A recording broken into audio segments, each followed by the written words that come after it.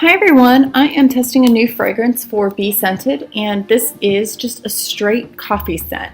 I know they sell the French vanilla coffee, which is super popular and everyone loves, but once in a while people are looking for just a straight coffee scent that they can either use by itself or blend a little bit. I know coffee is used in a lot of sugar scrubs, so just thought I would test this out. And my original plan was I had gotten some gourmet coffee beans from my farmer's market, and I had gotten some coffee beans from there, and I was gonna go all out, brew some coffee water, and then I decided, you know what if this fragrance accelerates? What if it rices? What if it just doesn't behave? So I decided just go ahead, save myself 5 minutes of brewing some coffee for the water, and I would go ahead and just do it normal. No big deal. I guess I could have gone either way. The water wouldn't have made a difference. The actual coffee would not have made a difference if it was going to accelerate.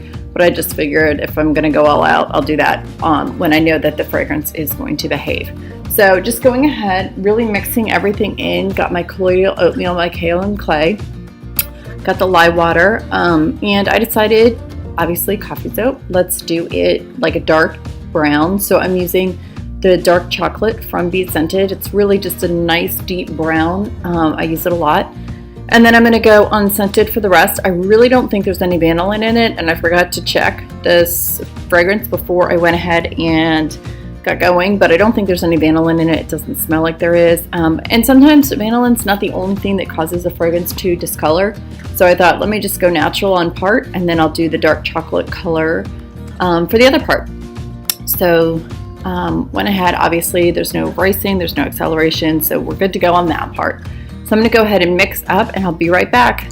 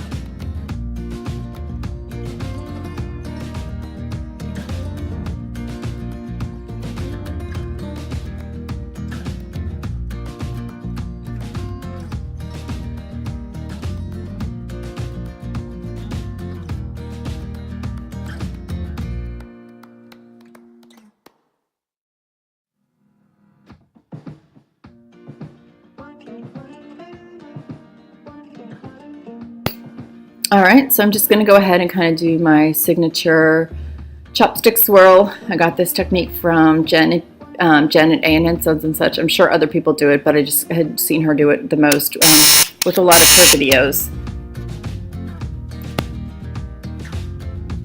And I had let this batter thicken up just a little bit so that I could get a little bit different swirl, just get a little bit thicker lines. And I'm not sure what I was doing there. I was probably cleaning something up. But anyway, I'm going to continue to do the pour, and I'll be right back.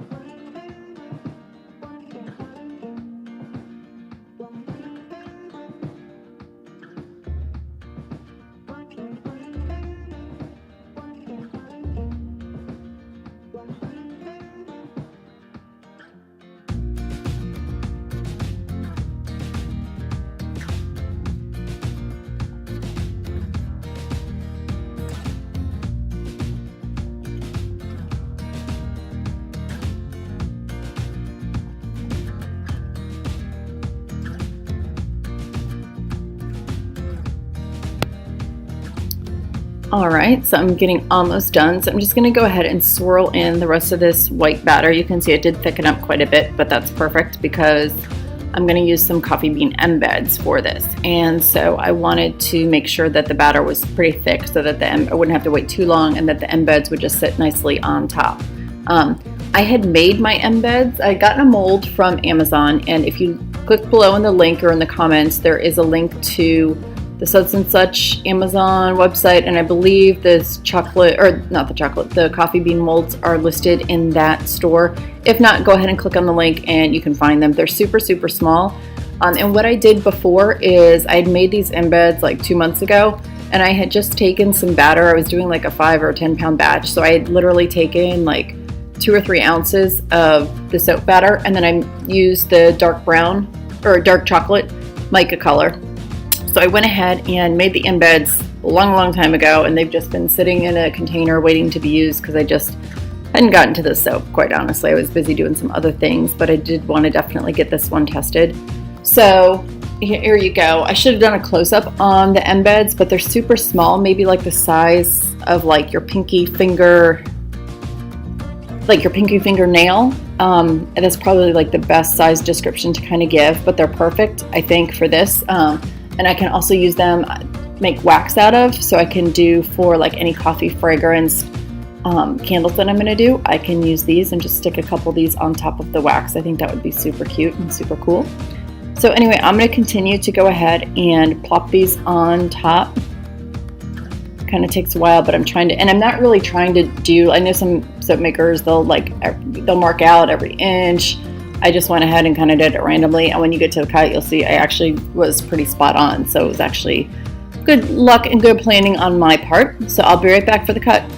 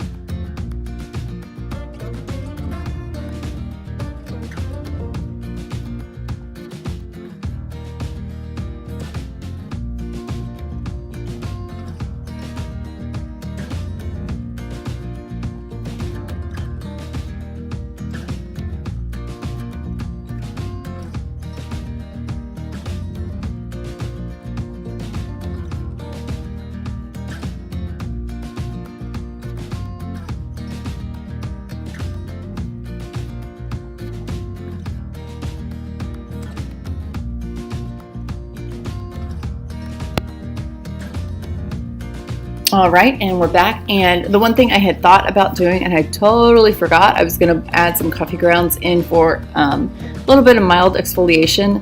Totally forgot to do that. But again, this was my test batch, so I figured no harm, no foul. Really happy with how the swirls came out. It smells great. Love the little coffee beans on top. So all in all, very happy with this soap. So hopefully if the fragrance holds out and it survives the cure process, BeScented will be carrying this sometime in the next month or two. So anyway, thanks for watching. Thanks for subscribing. We'll see you later on the next video.